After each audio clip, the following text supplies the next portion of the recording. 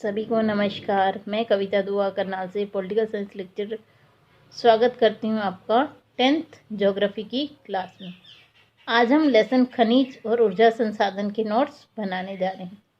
जो लेसन है देखिए बहुत ही इंटरेस्टिंग है। इसमें हम जानेंगे कि हमारे भारत में कौन कौन से खनिज पाए जाते हैं। खनिज उत्पादन के मामले में हमारा विश्व में कौन सा स्थान है। कौन से ऐसे खनिज हैं जो केवल भारत में ही पाए जाते हैं। तो चलिए शुरू करते हैं हम अपना टॉपिक खनिज और ऊर्जा संसाधन। 10th ज्योग्राफी लेसन 5 लेसन का नाम है खनिज और ऊर्जा संसाधन। तो चलिए शुरू करते हैं हम इसे। देखिए इस लेसन में हम जानेंगे कि भारत में खनिज उत्पादक राज्य कौन से हैं, खनिजों का क्या स्थान है हमारे जीवन में। तो चलिए पहले लेसन के कुछ इम्पॉर्टेंट चीज़ें देख लेते हैं। सबसे पहली देखिए, जो पृथ्वी की भूपर्पटी है वो विभिन्न खनिजों के योग से बनी चट्टानों से बनी हुई है। इसका शोधन करके ही धातुएं निकाली जा सकती हैं। खनिज जो हैं वो हमारे जीवन का बहुत ही अनिवार्य भाग है। आप अपने आसपास देखिए, एक सुई से लेकर बड़ी इमारत या जहाज हो, सब खनिजों से बना है। चाहे रेलवे लाइन हो, सड़क हो। देखिए रेलवे लाइन के लिए लोहा चाहिए आपको, सड़क बनाने के लिए पत्थर चाहिए, मशीनें चाहिए, औजार चाहिए, तो सब खनिजों से ही बना हुआ है। तो खनिज जो है वो हमारे जीवन का एक अनिवार्य भाग है। अगली चीज़ देखिए, भूवैज्ञानिकों के अनुसार खनिज एक प्राकृतिक रूप से विद्यमान समरूप तत्व है जिसकी एक निश्चित आंतरिक संरचना होती है। ठीक है जी, आप लोहा है, तांबा है, जस्ता है, तो उन सब की जो संरचना है वो अलग है, अपने आप से बनी हुई है। 2000 से अधिक खनिजों की पहचान हो चुकी है, लेकिन जो अधिकतर चट्टानें हैं उनमें से एक जैसा खनिज, कुछ ही खनिज जो हैं वो बहुत अधिक मात्रा में, बाकी रेयर ही मिलते हैं। चलिए अब हम लेसन पे आ जाते हैं कि खनिज क्या है।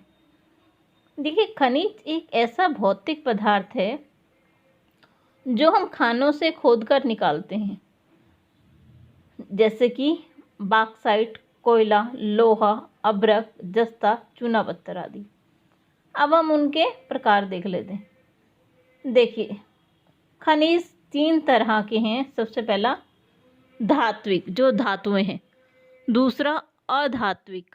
तीसरा ऊर्जा खनिज। देखिए धात्विक कौन कौन सी हैं। एक तो जिसमें लोहा है, जिसमें लोहा नहीं है और बहुमूल्य। देखिए सबसे पहले लोह धातुओं में कौन कौन सी आ जाती हैं। मैग्नीज, लोहा, निकल, कोबाल्ट। और जो अलोह धातु है जैसे तांबा, जस्ता, बॉक्साइट, ये सारी आपकी अलोह, इसमें मतलब लोहा नहीं है।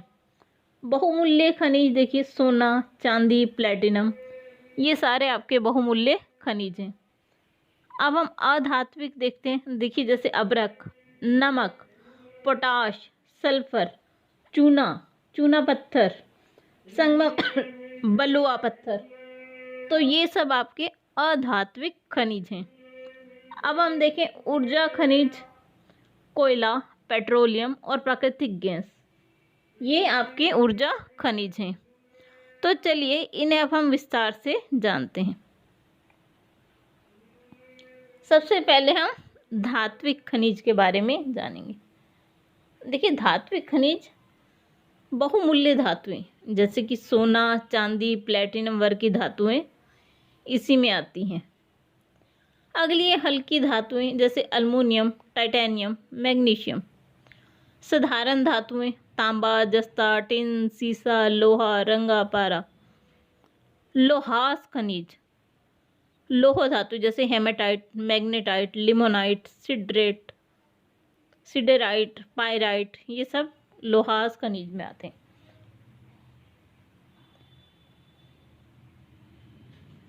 लोह मिश्र धातु जो है वो क्रोमियम, कोबाल्ट, मैग्नीज, निकल, मोलिब्डेनम, टंगस्टन, वेनेडियम, फेरीफास्फोट। देखिए, आपको लेसन की शुरुआत में ही बताया था कि 2000 तरह के खनिज हैं, लेकिन जो अधिकतर पाए जाते हैं वो एक ही तरह के खनिज हैं। अलोहास धातु कौन सी है? कैडमियम और पारा। विरल धातु कौन सी हैं जो बहुत कम पाई जाती हैं? जैसे कि यूरेनियम, थोरियम, लिथियम, बेरिलियम। ऐसी धातु हैं जो कि बहुत कम पाई जाती हैं। तो अब आपको इनका वर्गीकरण करना आ गया होगा। देखिए कि कौन सी बहुमूल्य धातु है, हल्की धातु कौन सी है, साधारण धातु। अगर मान लीजिए आपको एमसीक्यू आ जाए तो आप इसका आंसर दे सकते हैं। जैसे आपको ऑप्शन में दे दिया जाए हल्की धातु कौन सी है तो आप बता सकते हैं। अगर ऑप्शन में एल्युमिनियम, टाइटेनियम या मैग्नीशियम होगा तो आप बता सकते हैं हल्की धातु। साधारण धातु तांबा, टीन, जस्ता, ये सब ऐसी लोह मिश्रित, अलोहास और विरल, ये सारी आपको। देखिए विरल में कितनी इंपॉर्टेंट है, यूरेनियम, थोरियम, लिथियम, बोरिलियम, जो कि परमाणु से संबंधित हैं ये धातुएं। चलिए आगे देखते हैं, अधात्विक खनिज देखते हैं। अब हम देखिए कोयला, इसमें कोई धातु नहीं है। पेट्रोल, प्राकृतिक गैस, खनिज तेल, ये सब कौन से शक्ति के साधन हैं, लेकिन इसमें लोहे की मात्रा बिल्कुल भी नहीं है। अगली देखिए उर्वरक, जो कि आपके खेतों में डालने की दवाइयाँ बनती हैं। नाइट्रोजन, फास्फोरस, पोटाश, गंधक, सल्फ्यूरिक एसिड, ये सब उर्वरक हैं, खनिज, लेकिन लोहे की मात्रा इसमें नहीं पाई जाती। रत्न या मणियाँ जैसे हीरा, पन्ना, नीलम, ओपल, वेरूज, इसमें भी लोहा नहीं पाया जाता। तो ये अलोह धातु के उदाहरण है। कोयला, खनिज, नाइट्रेट, फास्फेट, पोटाश, गंधक, हीरा, पन्ना, नीलम, ओपल, वेरूज। जो भूमि से द्रव मिलते हैं जैसे कि गंधक, अभ्रक, कंकड़, बालू, ये सब। तो देखिए खनिज कितनी तरह के हैं। चलिए आगे देखते हैं कि हमें खनिज मिलते कहाँ हैं। देखिए खनिजों के निर्माण की विधि जो है, धरातलीय चट्टानों के अपघटन होने से खनिज बनते हैं। चट्टानों के घुलनशील तत्वों के अपरदन से अयस्क वाली अवशिष्ट चट्टानें रह जाती हैं। इस तरह से बॉक्साइट का निर्माण होता है। तो अलग अलग चट्टानों से अलग अलग तरह के खनिज निकलते हैं। जैसे कुछ जो चट्टानें हैं उनमें खाने, उनमें हमें सोना, चांदी, टिन, प्लैटिनम मिलते हैं। कुछ में हमें लोहा, कोयला मिलते हैं। तो अलग अलग ढंग से इनका निर्माण होता है। देखिए अब हम सबसे पहले लोहे के बारे में जानने जा रहे हैं कि लोहा भारत में कहाँ पाया जाता है और कितनी मात्रा में पाया जाता है। देखिए लोहा एक खनिज है, धात्विक खनिज है। भारत के कुडुपा और धारवाड़ युग की जलीय और अग्नि शैलों में लोहे की प्राप्ति होती है। कुडुपा और धारवाड़, यहाँ पे लोहा अयस्क मिलता है। इनमें magnetite, hematite, siderite, limonite, laterite, इस तरह के प्रमुख लोह अयस्क पाए जाते हैं। तो जो भारत है उसमें सबसे अधिक शुद्धता वाला मैग्नेटाइट अयस्क पाया जाता है। इसमें शुद्धता कितनी है? 72% शुद्ध होता है ये। और भारत में देखिए कितना भंडार है इसका, 12 अरब 74 करोड़ 50 लाख टन लोह अयस्क के भंडार हैं। देखिए कहाँ पाया जाता है?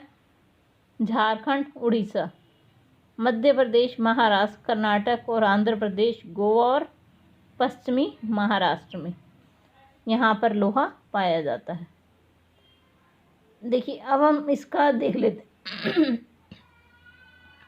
कि लोहे में विभिन्न राज्यों का क्या अंश है। देखिए सबसे अधिक जो लोहे का निकाला जाता है वो उड़ीसा से 52%।